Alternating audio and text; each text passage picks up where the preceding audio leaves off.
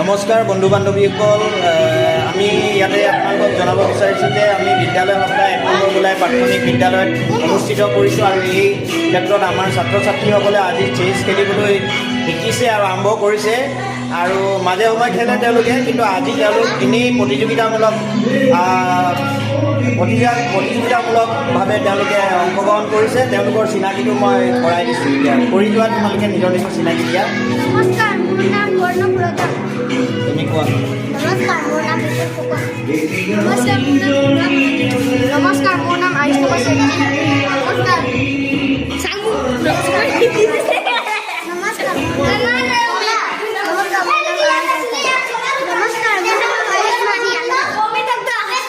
আমি বিদ্যালয় সপ্তাহত আপোনালোকক অলপ শ্বেয়াৰ কৰিছিলোঁ। নিশ্চয় আপোনালোকে চাই